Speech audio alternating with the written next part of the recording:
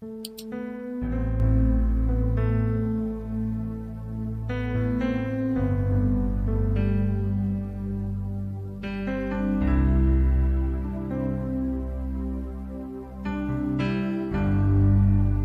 que reportar você ao livro do Gênesis, no capítulo 1. Logo no capítulo 1 do Gênesis, no verso 1 e 2, está ali a enigmática sentença de Deus sobre a criação da terra, dos céus, ou seja, do seu grande universo. No princípio criou Deus os céus e a terra. A palavra céus, ali naquele original, ela é chamada de Shamaim no hebraico. E a palavra Shamaim não fala céu que podemos enxergar, mas sim o poderoso e complexo universo criado por Deus. No princípio criou Deus o universo e colocou dentro dele este planeta que nós chamamos de terra, mas que deveria ser chamado, na verdade, de planeta água, porque existe mais água nesse planeta do que terra.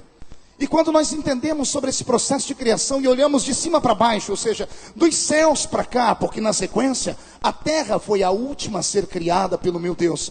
A princípio Deus criou mundos invisíveis, mundo que os nossos olhos naturais não podem enxergar e as nossas mãos não podem tocar. Todavia, o nosso coração, acreditando, pode sentir. Porque este mundo que Deus criou a princípio tem a sua essência, ou seja, espírito.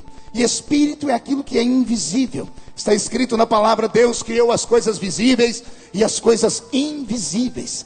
Lá na eternidade, quando o Senhor Deus assentado no trono estava, e só havia Ele, não havia mais nada. Deus completava o tudo. Não há como explicar onde Deus estava, se Ele estava num canto, na direita ou na esquerda, ou se em algum ambiente, porque não havia nada a não ser Ele. Era Ele, e só Ele, e tudo dele para Ele. E a sua bondade, pastor Josias Aristides, foi tão grande que ele resolveu abrir-se e criar tudo aquilo que hoje os olhos humanos podem ver e também aquilo que os olhos humanos não podem ver. Diz a Bíblia que no princípio ele criou os céus. E a palavra céus não está aqui no plural à toa.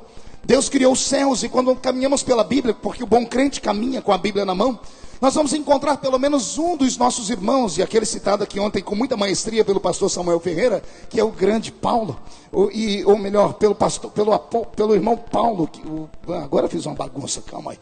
Paulo Marcelo que falou sobre Paulo, o pastor Samuel falou de outra coisa. Você falou com tanta maestria ontem sobre Paulo que eu viajei, eu amo as epístolas de Paulo.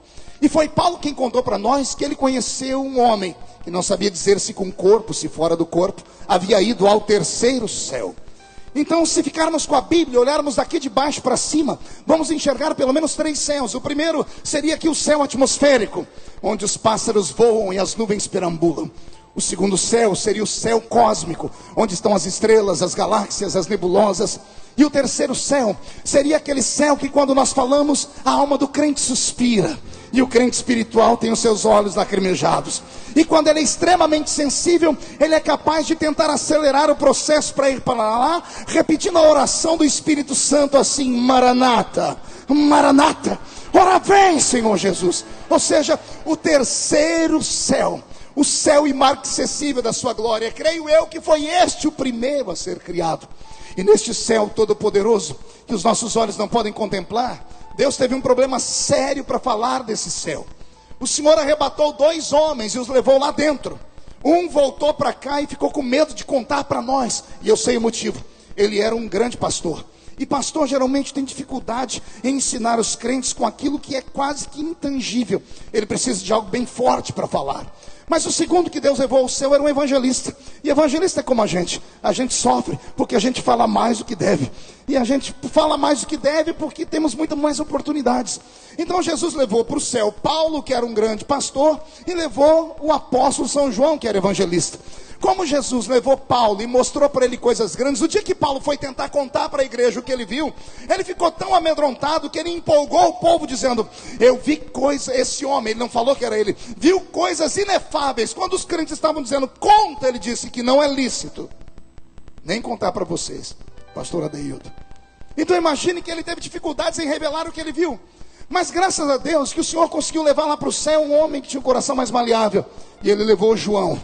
E quando ele mostrou para João, na ilha de Patmos, o céu, antes de João dar qualquer desculpa, Jesus disse para ele: tudo que você ver, escreve num livro. E coube a João esse grande abacaxi. Pergunte por quê? Só falo se todo mundo perguntar. Imagine você, um homem de carne e osso igual eu e você, olhar coisas inefáveis lá em cima e trazer a existência para nós e colocar num papel. E João acabou colocando algumas coisas no Apocalipse que deixa todo mundo apavorado. Por exemplo, tem pessoas que acham que quando entrarem no céu vão andar em ruas de ouro mesmo. Só que não há ouro no céu, porque o céu é um lugar espiritual. Ouro é uma matéria da terra. Não, pastor, mas está escrito que nós vamos andar em ruas de ouro. É que João, um homem com muita dificuldade, ele teve que explicar para nós o que ele viu. Então ele viu algo lá que na mente dele era o ouro. Mas se eu conheço meu Deus, o céu tem coisa muito melhor do que o ouro. Pode brilhar amarelinho como ouro, mas com certeza é muito maior, porque o ouro da terra pode ser derretido e queimado. O céu não pode, porque onde Deus está é imaterial. E quem crê dê um grito de glória a Deus. Então Deus criou um reino potentado, poderosíssimo. E esse reino feito, agora eu caminho aqui por um caminho que eu não sei nem explicar. Porque Deus faz este céu de matéria. Mas matéria é aquilo que pode ser tocado. Então falta na linguagem desse homem aqui uma palavra para explicar qual foi a matéria que Deus usou para fazer o céu. Porque se matéria é aquilo que pode ser tocado, o céu não pode ser tocado. Pelo menos não com este corpo que nós estamos aqui. Então Deus, tenha piedade de mim, porque me falta palavras para explicar. Deus criou o seu céu com algo parecido com a matéria, mas é muito maior do que a matéria. E depois que ele criou esse céu todo poderoso, quando ele colocou lá os seus grandes edifícios, porque a Bíblia Sagrada diz que há edifícios lá, João caminhou dentro de uma cidade, e ele deu para nós o tamanho dela, as direções para onde ela vai, e como ela é imensa. Eu me lembro que quando garoto ouvia a irmã Chile Cavalhais cantar que a ditosa cidade era linda, e se eu pudesse eu iria para lá agora. Então Deus criou este céu poderosíssimo. Quem crê nisso, diga eu creio. Agora que este céu está criado, a mente de Deus criou. O seu poder criativo trouxe do nada a existência desta linda cidade, deste grande paraíso celeste. Deus olhou para ele e viu que tudo que ele fez era perfeito, mas faltava dentro daquele lugar algo que a matéria também não pode ser dita, porque tenho dificuldade de encontrar na linguagem do homem o que. Deus olhou aquilo tudo e percebeu que tudo era tão perfeito, mas estava ele só assentado no trono. É claro que dentro da sua divindade, Pai, Filho e Espírito Santo,